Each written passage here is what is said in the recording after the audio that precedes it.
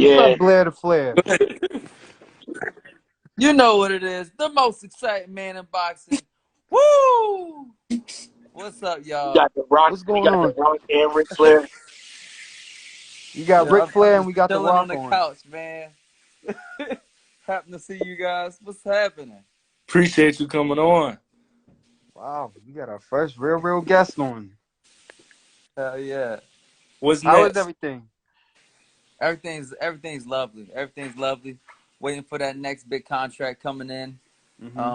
Getting back to training. You I'm got in any idea when LA. you might have a fight date? Like September? Yeah, most likely in September. Pretty big one. Pretty big one. I had a big fight my last show, and we're probably getting a big fight. They want me in there with big names, so I can captivate those big titles and take on those big names. Who you on next?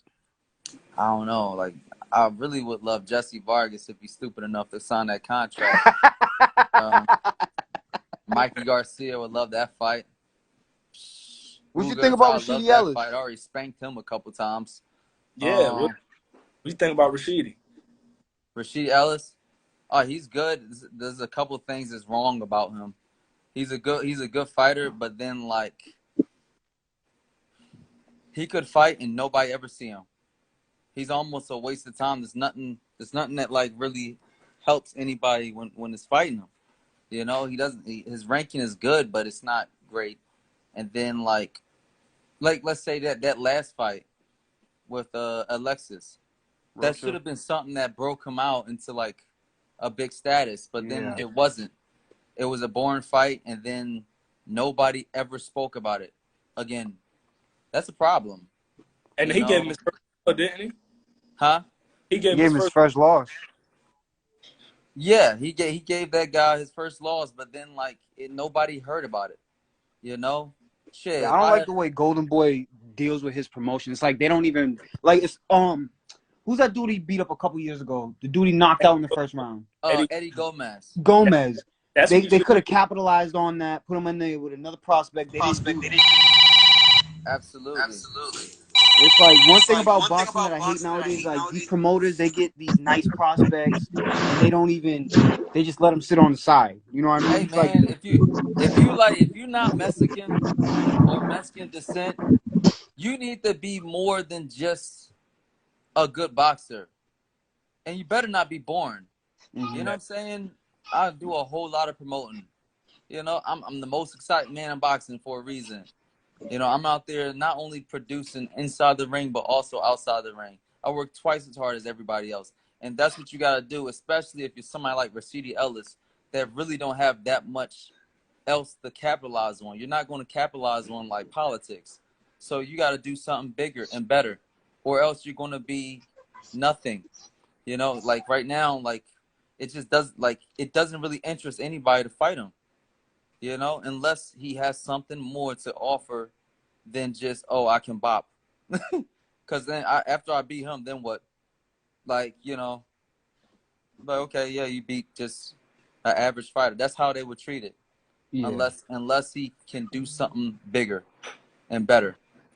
You know, there's other fighters out there that's really good, though, that might produce a little bit more drama. You have Virgil Ortiz.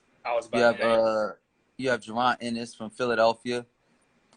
You got the dude from the UK, Conor Benn. Ben.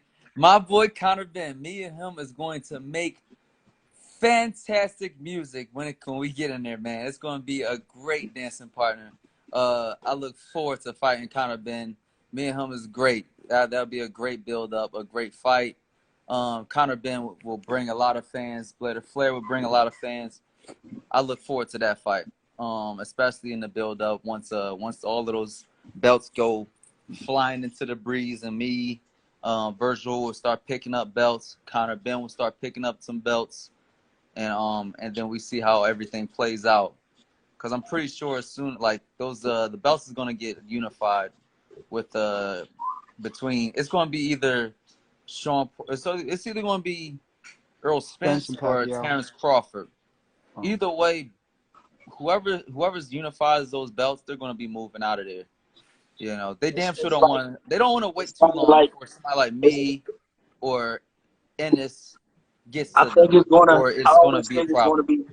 I always think it's going to be next to impossible to unify the belts at 154 because of the Bob Arum, Al Heyman fighters don't fight each other.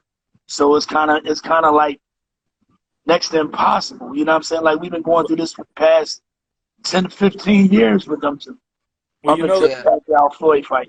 What you about know, Shakur? Shakur's at 130. yeah, These you dudes are know, Crawford's welterweights. contract is up though with Top Rank after his next fight. So if he's a free agent, he goes to PBC side. That fight can happen. yeah. Yeah, I think Top Rank is getting out of the boxing game because like they're releasing everybody. I've seen them release so many good fighters. They released Elvis, and yeah, he took a loss, but he's still a top prospect. You know, Yeah. Yeah, that was what, that's one just loss a and they learning released him? experience. And then they released a lot of guys, and I think they're releasing Terrence Crawford, which is a bad idea, but And I don't know. not for Crawford though. but He it's ain't not a gonna get no bad fights at idea. Top Rank. It's not a bad idea on Terrence Crawford's behalf because I mean you're not gonna work. I mean I don't care how much money, how much revenue you bring to Top Rank. Bob Aaron's not gonna let Terrence disrespect him the way he has been doing. All Yeah, right, It's a I rematch don't with it know. I though. don't know if it's a bad idea for Terrence Crawford either. Terrence Crawford has the same problem as Rashidi Ellis. Not a good ticket to sell. right, And it even gets worse when you're that guy with the world title. Mm-hmm. right. Kind of like he's Yeah. basically stuck in a boo boo situation too. Yeah, Like when you think about it, Rashidi, Boo Boo, and Crawford are all in the same situation. yeah. And it's like, what the fuck? Like we can't make no money with you. Mm-hmm. Like, look, with me, my power, my status is growing at an alarming rate. You know, I'm fighting big fights like back to back to back to back. I'm building up at an alarming rate. Now, Terrence Crawford was a very slow start and a slow beginning, slow ending. And right now, he's plateaued to a point where as though he has to do something big in order to captivate the audience. And But it's here like you go. nobody's hearing him. You're You you're know? you're you're more of a personality though. Yeah, Terrence Crawford don't have a personality. He just he I fight. needs it. He He needs I it. mean he comes in at like he tries his analytics, but don't nobody respect it because it's not you. So he just swings on you at the weigh-in. Yeah, Yeah, I'm about to yeah. say you probably Yeah. got to piss him We off. we don't we don't believe. You swing on him at the weigh-in, but we know that's not you. Actually, nah, that's Crawford. That's Def Yeah. Crawford. Yeah, No, I'm saying like Crawford like, is a thug though. yeah, Don't get but it twisted. Crawford is a thug, but he's Crawford's not on. rambunctious. yeah, he's not a personality. Yeah, like shit. But it's just so tough to sell a ticket with Terrence Crawford unless it's the big one, the big fight. They Mm-hmm. need to hurry up and make that fight happen before it gets like destroyed completely. They kept doing it, and it almost got destroyed completely. This whole fight between Errol Spence and Terrence Crawford almost never happened because of life. Yep. You know, Earl The Spence got accident and into a COVID. horrible accident, and we almost never got to see that fight. That's a fact. And who knows what might happen? Earl Spence might fucking get a fucking face broken again or something. Like something bad could happen to Earl Spence and the Manny Pacquiao fight, and then we Hey never see Blair, that fight happen. hey Blair, you getting a lot of questions on here. They asking what would you do with Jerron Ennis? Nah, that's a secret. But let's just put it like this, you guys. For the people that don't know, I come from Philadelphia.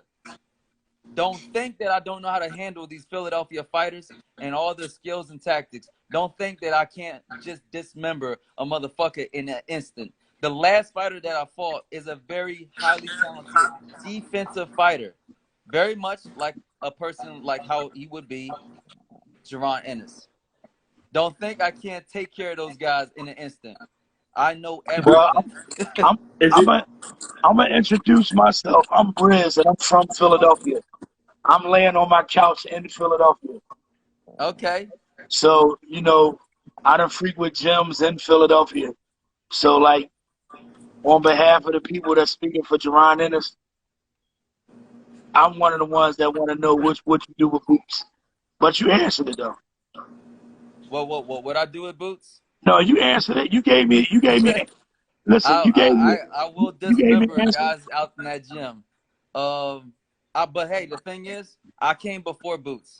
Boots know me, and everybody in the city knows me. You know, and if you want to check my record, walk into West Philly, walk into West Philly gym, Shula. James Schuler's boxing memorial. Right. I tore that motherfucker down, and I held it down in Philly for a very long time before Boots got started. You know, Right. we had to wait until I leave for him to grow, and he did a wonderful job. He's a wonderful athlete, and I take nothing from him. He's killing the game right now, and I'm happy for him. But Flair is a phenom, and I'm on a rise. And when it's my time, it's my time. And when it's his time, I'm gonna bow down and let him take his time. Is it? Do you have a dream fight, like someone you really have on your wish list? A dream fight? Yeah. Yeah, this of course. The Hitman. But the thing is, things is like popping up, and like things is changing. Like for instance, Earl Spence and Terrence Crawford is gonna be moving up in the weight class. Jerron Ennis is gonna be moving up in weight class. Everybody's gonna be moving up to 154, which is really gonna leave me with maybe a. You got like Jamal Ortiz. James. If I'm correct, right? Like on this show, we done specified things like Antonio Tarver. His dream fight was Roy Jones. He got it. Chad Dawson's dream fight was Bernard Hopkins. He got it. What would be your dream fight per name? Like, not somebody that's at 147, because you can possibly move up. So okay, my dream fight would be Canelo Alvarez. We started at the same time in the same city. And before, when I was an amateur, he was on my undercard. Sooner or later, we're going to find each other, and it's going to be full circle, and I'm going to beat that guy. So, but that's the dream fight. The dream fight would be me and Canelo Alvarez.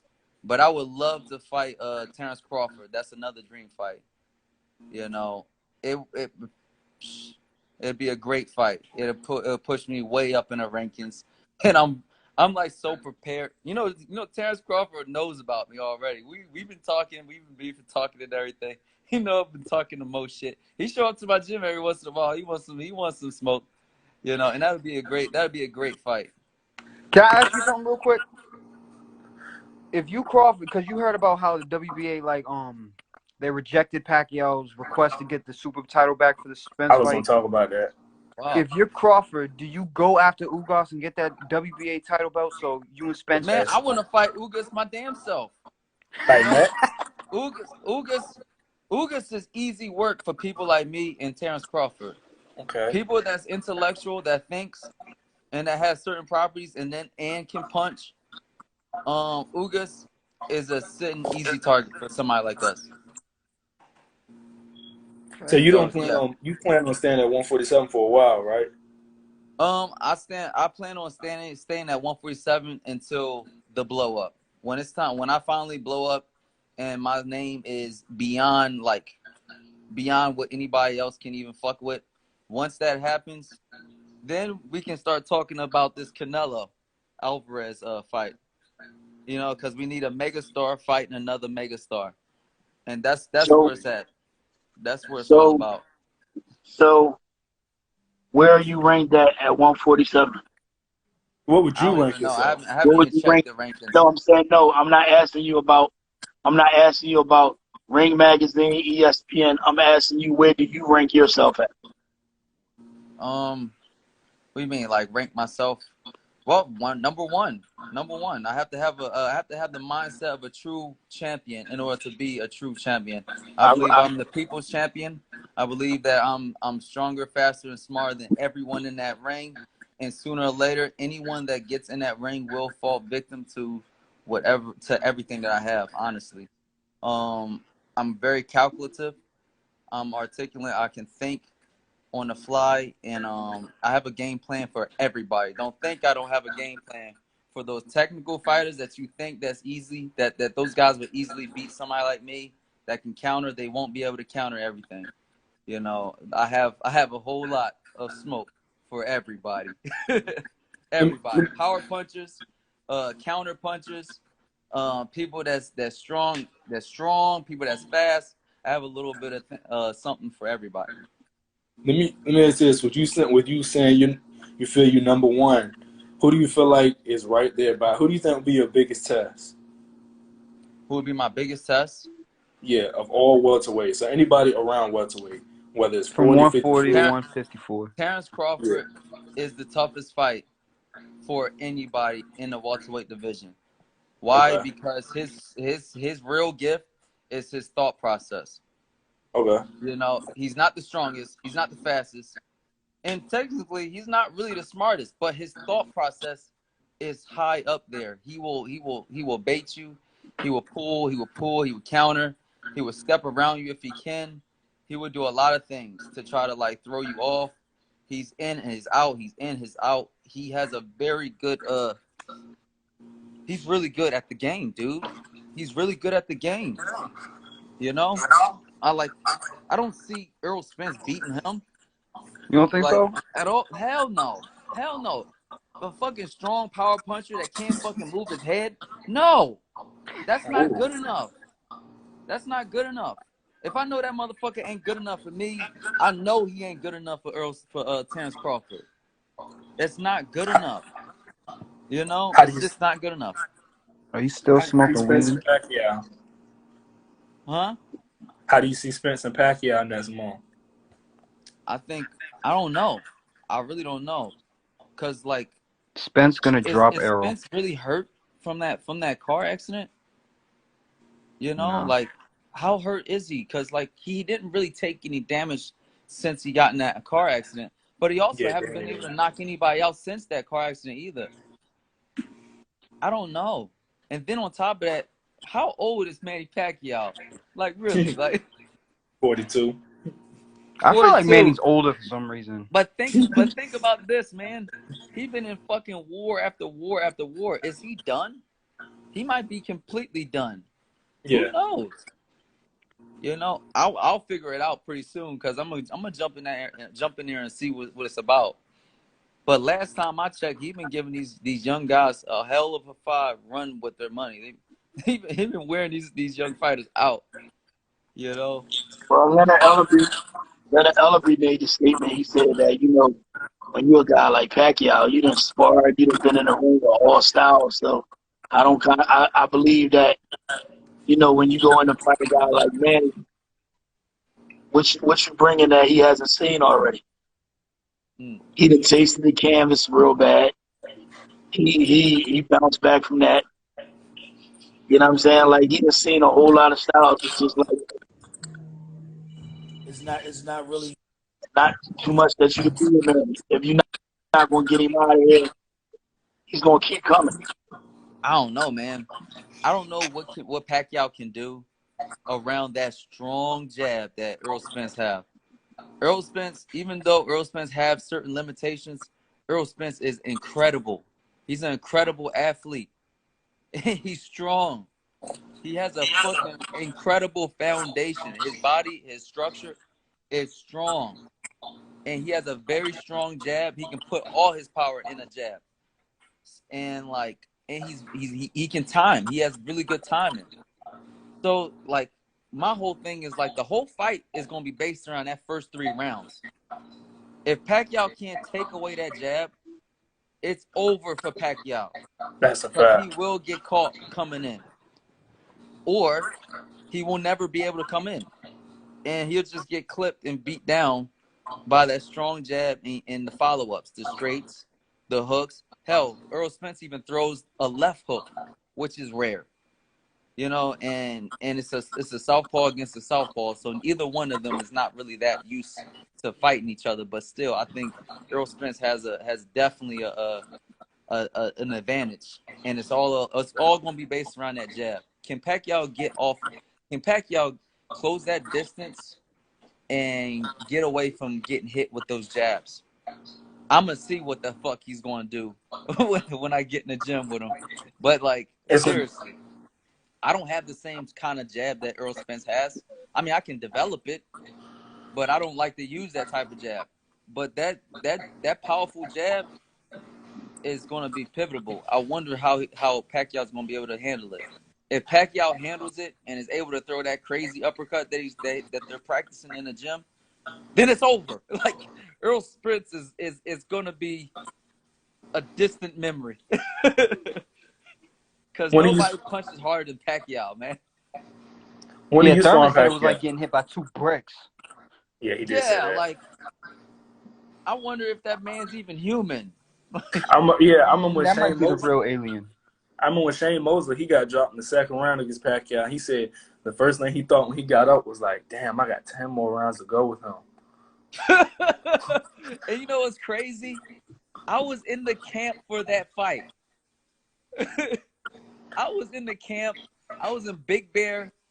And like, I'm just, and we're up there in that crazy high altitude, throwing thousands of punches around, and they're 5-minute rounds. And I'm sitting here wondering, like, I don't know how the fuck he's going to be able to handle this Pacquiao situation. Because, like, we were studying Pacquiao day in and day out. And it's just like, that type of pressure is unbelievable. But he's not the same person now. You know, so I don't know what to expect in this Errol Spence fight. But I tell you one thing, that last fight with Keith Thurman, I didn't expect that damn fight. Both of them showed up way better than I ever imagined. Ever. Let me ask you this. I was supposed to win $800 from that fight. Why didn't you bring up Keith Thurman? Oh, I love Keith Thurman. You don't think he a dream fight for you? Absolutely, he's a dream fight for me. I'm going to tell you the truth. The real dream fight for me is Adrian Broner. Adrian Broner is such a dream fight for me. It's ridiculous. Why? So you build up. Because of the build up. Right. Y'all both personalities. Yeah, and then on top of that, I'm be honest with you. I'm rooting for Adrian Broner every single fight. I want him to do good. I want him to be better than what he is. So we can build a big fight. You know, a mega fight. You see what he's been going through lately, though? I guess he's in the hospital. What has he been going through? Yeah, what's up? AB, I guess he's in the hospital for something. I don't know what it was, but I seen pictures of him. He's in the hospital. I think he's out now. I'm a big Adrian Broner supporter, and I wish nothing but the best for him. Yeah, I wish Keith Thurman too. I love Keith Thurman. Keith Thurman is a pretty good sell, you know, and I wish nothing but the best for him too. And speaking of Thurman, that'll be a good fight too for me. What do you think about a potential Thurman and Porter rematch? Because I guess there's a rumor that they're supposed to be fighting this year. They're supposed to be having a rematch. Yes. Porter said he has an announcement on his podcast Tuesday. He was standing beside Thurman when he said it. So maybe that means them two, maybe not. Yeah, I mean, Porter is a great fighter, but I'm going to tell you the truth. Porter needs to stop calling people out. Look, we know exactly everything you do. We know your limitations. You're an incredible fighter, and we know that you're going to sell. But like, we know what happens in a Sean Porter and Keith Thurman fight. Sean Porter cannot handle movement. Anybody that can move really well and punch at the same time, i.e. Keith Thurman, it's over. It's over. Ugas. It's over. Oh, Ugas. Hell, that fight was really close. I thought Ugas won that fight. I had Ugas winning. Yeah, Ugas definitely won that. Cobb versus Jamal James. I can see that. Okay. Let me ask you this. If you could pick out your next 3 opponents, who would it be? Anybody you want? My next 3 opponents. In order, too. Ooh, in order. Jesse Vargas. Okay. Adrian Broner. Ooh. And because I really love my company and I really want to help promote them and build their brand, even though this fight is going to be a whole lot easier than what anybody can even imagine. in their wildest dreams. Like, people are going to think that he can beat me. He's going to knock me out in this amount of rounds. I And know it's you going about to to be say an that. easy ass whooping way beyond anybody can believe. Virgil Ortiz. I knew you was about to say him. I knew you was about to say him. I'll be How do you honest think with that fight you. with him and Mean Machine is gonna go? I'll be honest with you. I almost don't like. I don't want to fight him only because I want him to build up and build his brand along with me. You know, building my brand. But I can go in there right now with him and take that shit from him right now. I can take all his dreams, all his ambitions. I can take his fucking future right now. I have a You think two-part he can question handle for you. pressure? You think he can handle that movement? No. You know what I'm saying? I have What's gonna two happen when I questions. come up the middle? That with that big guard right there. What's gonna happen when like I'm constantly around his shoulders? He can't handle that. Why are they telling you to fight Uzcategui if he's at I what? Super ignore it. middleweight, light heavyweight? Ignore it. Gotta ignore that Ignore stuff. it. Ignore it. Ignore Hey, it. listen, Next they gonna tell you to fight Beterbiev. two-part question, right? Benavidez is incredible. Listen, two-part question. Do you think that you're a strong fighter to the body?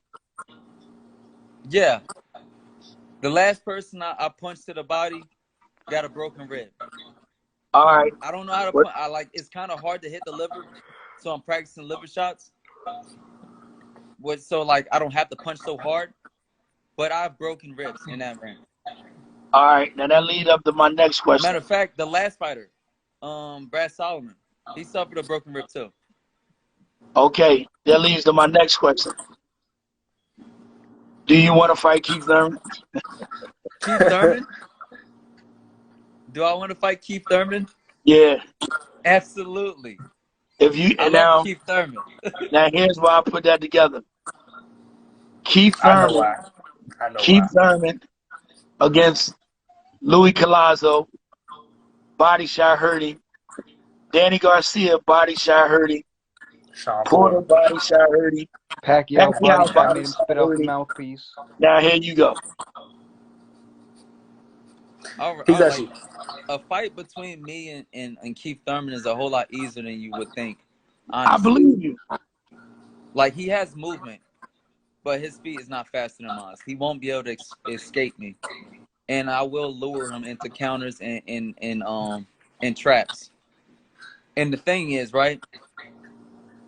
I throw straight shots. He throw hooks. My punches are going to land way before his punches do. And I can throw hooks too. But like I will land those strong straights. And I'm a southpaw. He's an orthodox fighter. I'm going to be landing those straight punches. Much like how like Pacquiao did. Mm-hmm. Right.